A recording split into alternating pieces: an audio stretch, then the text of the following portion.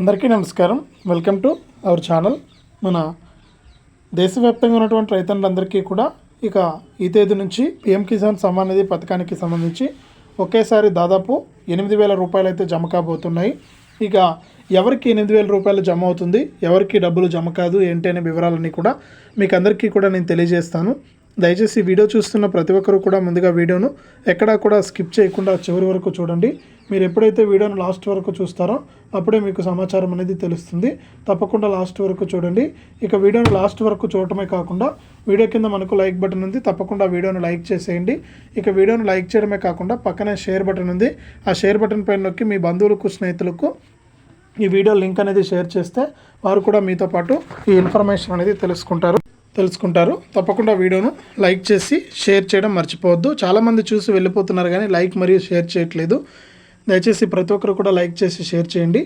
అంతేకాకుండా ఇలాంటి అప్డేట్స్ అన్నీ కూడా మీరు ఎప్పటికప్పుడు మిస్ అవ్వకుండా మీ ఫోన్లోనే నోటిఫికేషన్ లేదా మెసేజ్ రూపంలో తెలుసుకోవాలనుకుంటే తప్పనిసరిగా వీడియో కింద మనకు సబ్స్క్రైబ్ అనే బటన్ ఉంది, సబ్స్క్రైబ్ చేసుకోండి.